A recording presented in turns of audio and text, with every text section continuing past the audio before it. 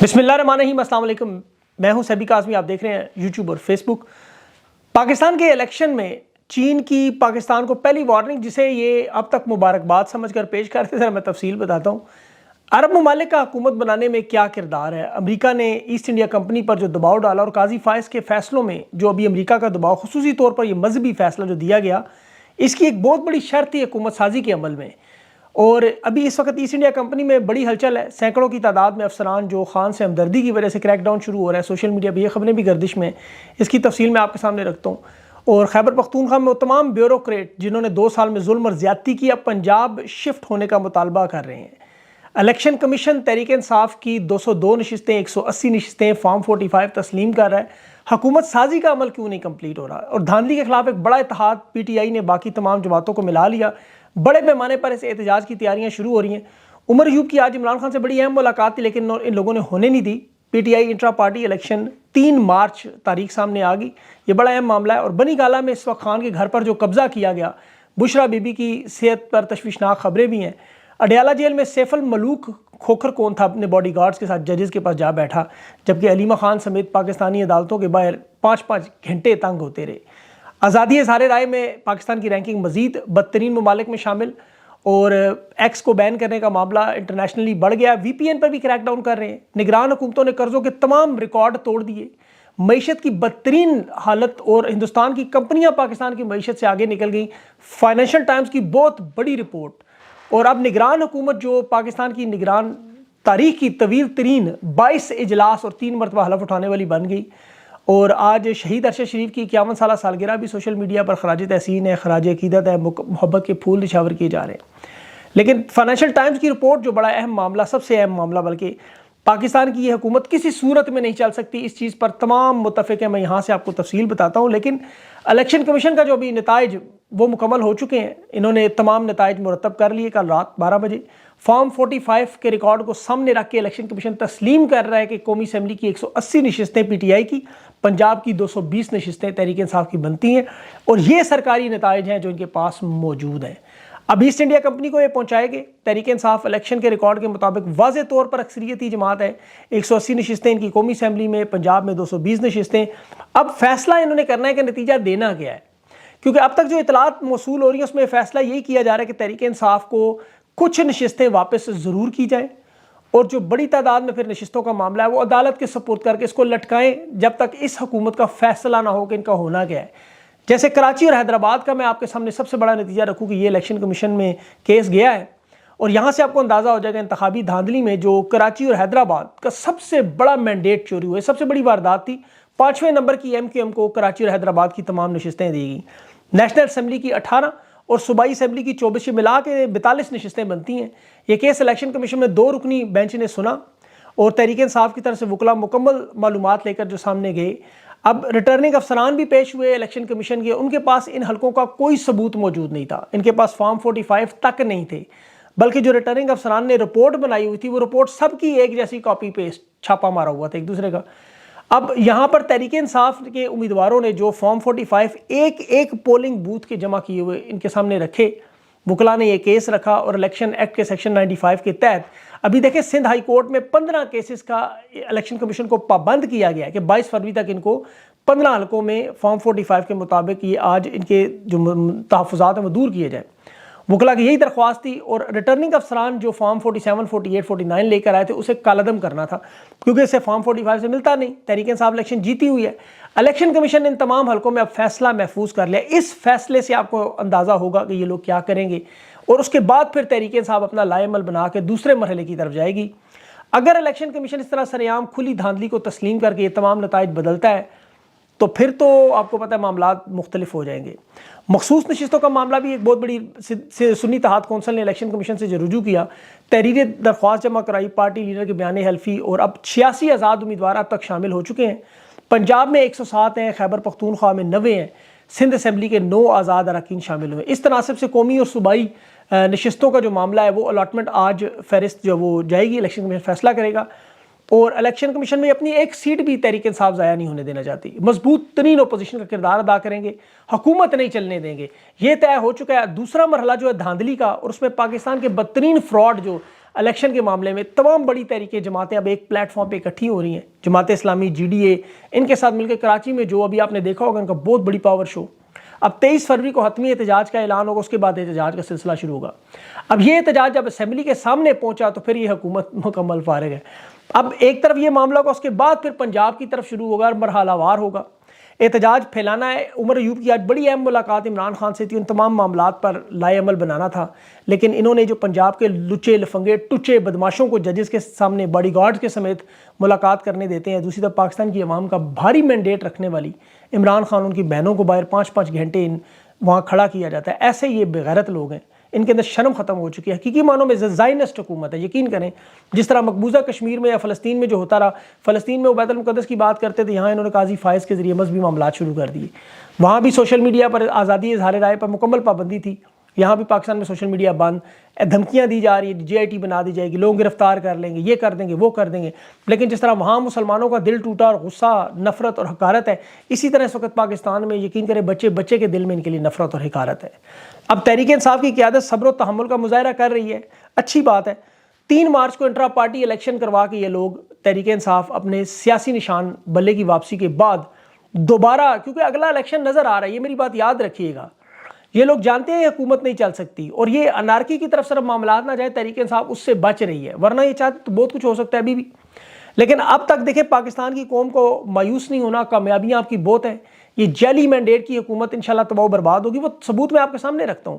آپ کو تو مبارکباد دینی چاہیے کہ اس تاریخ کے بدترین الیکشن میں بھی پاکستان کی عوام کی بہترین پرفارمنس, جن کا نعرہ تھا جمہوریت انتقام ہے, عوام نے یہ ثابت کر کے دکھایا کہ اصل میں انتقام تو آپ نے لیا. نواز شریف چوتھی مرتبہ وزیر اعظم نہیں بن سکا, سادہ اکثریت کا جو وعدہ تھا وہ پورا نہیں ہوا, MQM کو جو 2013 میں نشستوں کا وعدہ تھا وہ پوری نہیں ہوئی, بلاول زرداری وزیر اعظم نہیں بن سکا. پاکستان کی قوم نے سیاست بھی سیکھی اس میں, دیکھیں بریانی بھی ان کی کھائی, ان کا حلوہ بھی پھڑکایا اور پیپلز پارٹی کی دی ہوئی برفی بھی کھا لی, لیکن اس کے باوجود آپ دیکھ لیں KP میں اپنا وزیر اعلیٰ بھی منتخب کروا لیا, نامزد کروا لیا, اور بدترین الیکشن میں پاکستان کی تاریخ کے سب سے بڑی جماعت ہونے کا اعزاز بھی حاصل کر لیا. نواز شریف کی ٹیم کا 12واں کھلاڑی شہباز شریف ایک دفعہ پھر ٹوٹی پھوٹی وزیر اعظم کی کرسی پر. اور دیکھیں پاکستان کی قوم میں سیاسی بیداری اور شعور کا نتیجہ ہے کہ 10 دن لگا کے یہ لوگ ووٹ گنتے رہے, اور جن کے لیے انہوں نے گراؤنڈ چھینا, دوڑ سے باہر کیا, وہ دوڑ میں بھی موجود ہے, اور یہ جانوروں کی طرح بھی لڑ رہے ہیں. لانے والے بھی پریشان, آنے والے بھی پریشان. وزیر اعظم کے کرسی پر جسے بھی بٹھائیں گے, یقین کریں میں آپ کو دعوے سے کہتا ہوں, وہ ایک دن بھی سکون سے نہیں بیٹھے گا. کرنٹ مارنے والی کرسی ہوگی, اچھلیں گے, چیخیں گے, چلائیں گے, وہ جس طرح مریم اورنگزیب کہتی تھی. یہ زبردستی پکڑ کر بٹھانے والے بھی بالآخر تنگ آ کر اسے خالی ہونے پر مجبور کریں گے, خود کریں گے. یاد رکھیے گا میری بات. ابھی اس کی میں آپ کو ثبوت دیتا ہوں. سب سے بڑی رپورٹ فائنینشیل ٹائمز, دنیا کا سب سے بڑا جریدہ, امریکہ, لندن, نیو دہلی, سارے بڑے بڑے ایڈیٹرز ملا کے انہوں نے ایک رپورٹ مرتب کی. معیشت کے حوالے سے تمام تفصیلات اس میں سامنے. یہ نئی حکومت اپریل میں IMF کا معاہدہ ختم ہونا ہے, جس میں صرف 2 مہینے ہیں. بیرونی قرضوں پہ دنیا کے ممالک سے یہ رابطہ کریں گے, اور یہاں ان کی مجبوری ہے کہ کریڈٹ ریٹنگ جاری کرنے والے ادارے, فچ نے جو رپورٹ جاری کی وہ ان کی معاشی قبر کھود رہا ہے. کوئی قرضہ دے گا ہی نہیں, سوال ہی نہیں پیدا ہوتا. اب اس کی میں مثال دوں, دیکھیں سری لنکا ایک دیوالیہ ملک ہے. آمدنی کے حساب سے اس وقت جو سود ادا کیا ہے پاکستان کا, وہ سری لنکا سے بھی زیادہ ہے. یہ 36% سے 57% تک پہنچ گیا ہے. یعنی اگر آپ 100 روپیہ کماتے ہیں تو 57% کے اوپر فوراً آپ نے قرضوں کی بلکہ قرضوں نہیں, سود کی ادائیگی دینی ہے. قرض تو ہوگا نہیں ادا. حکومت کے پاس صرف $8 ارب ہے, اور 6 ہفتے میں آپ کو بتا رہا ہوں, پورے 6 ہفتے فائنینشیل ٹائمز کے مطابق یہ جو باہر سے دالیں, سبزیاں, چاول منگواتے ہیں اس کا بل ہے. اب آپ بتائیں 6 ہفتے کے بعد کیا ہونا ہے.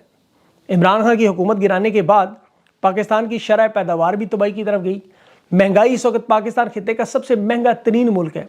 یہ تو سرکاری اعداد و شمار میں 48-50 بتاتے ہیں, لیکن آپ کو پتہ ہے گراؤنڈ پہ کیا حالات ہیں. مہنگائی اس وقت پوری دنیا میں کم ہو رہی ہے, لیکن پاکستان واحد ملک ہے جہاں بڑھتی جا رہی ہے. IMF کا پروگرام جسے عمران خان کے دستخط کرا کے منظور کروایا تھا, آپ کو یاد ہوگا, اب کسی صورت میں خان دستخط نہیں کرے, یہ تو پکی بات ہے. اور قرض نہ ملنے کی وجہ سے دیوالیہ پن لازمی ہے. اب یہ کمزور ترین حکومت کوئی تبدیلی نہیں لا سکتی, اور یاد رکھیں طاقت سے کبھی تبدیلی آئی نہیں, ورنہ سوویت یونین دنیا کی سب سے مضبوط ترین فوج تھی, اس کے باوجود 16 ٹکڑوں میں ہوا معیشت کی وجہ سے. تو ان کا شمار تو ان ممالک میں جو معیشت میں اس وقت فیل ہو چکے ہیں, ایتھوپیا, گھانا, کینیا, لبنان, سری لنکا ہے, تنزانیہ ہے, مصر ہے, اس کے ساتھ پاکستان کھڑا ہے.